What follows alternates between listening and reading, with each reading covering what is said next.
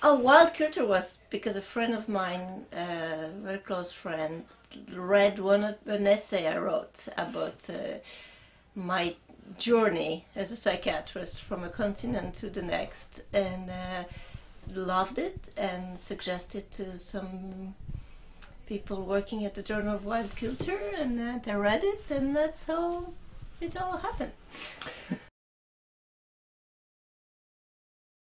I was trying to have it published in another place, but it was kind of an issue. The first issue was this is the wrong piece because it's complex, I think.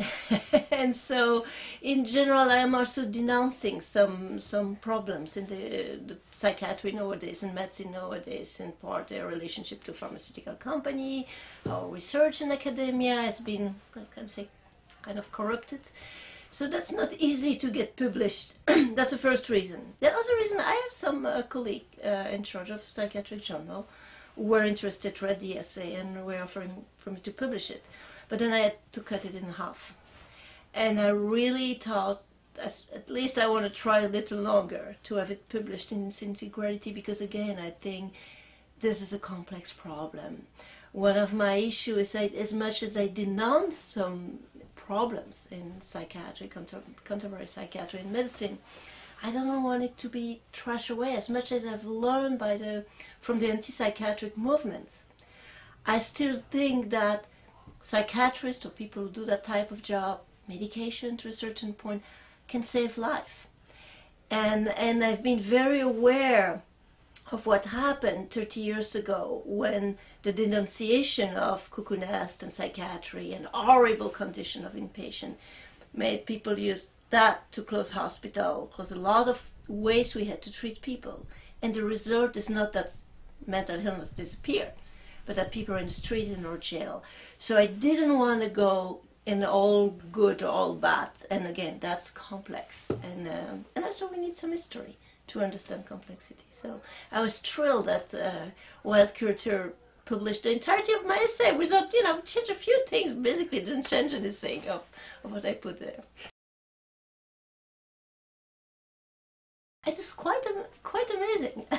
Really, no, I must say I send it to a lot of people in my field, and colleagues and mentors and friends and students and patients. My patient recently sent me herself has been working with traumatized people, and sent me a comment by Derrida about the paper.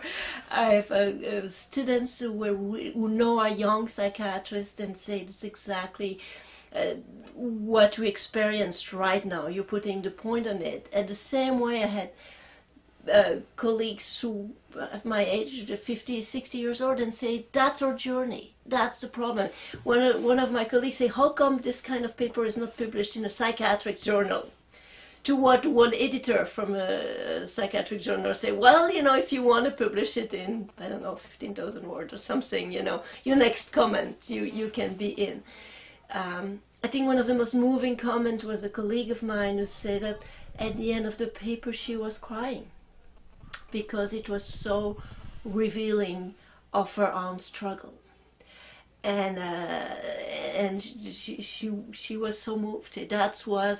And now we try to find philosophical answer. I get yesterday a colleague who was residency director, has been training director in many famous universities in the U.S., and told me, thank you for making me discover Levinas, who is not known in more Anglophone culture.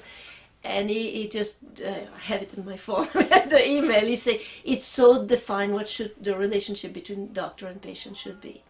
So it's really wonderful to have those responses. But I'm waiting for more response for all of us who are not psychiatrists. And because again, the idea for me and the desire had to be in a non-medical journal is because this hopefully will help to think how we want to reform medicine, which kind of doctor and psychiatrist we want to have. And that has to come from a grassroots movement. It has to come from us consumer, or I don't like too much that when we speak of medicine. So I'm worried about the capitalistic thing of consumer, but we are the one who's using doctors, psychologists, psychiatrists, and we need to demand a certain type of care, which is not genetic testing and neuroimaging to tell us we're anxious. We need a human being, working with a human being, building a relationship, and for that we need time. So it's kind of a political commitment for me to do that.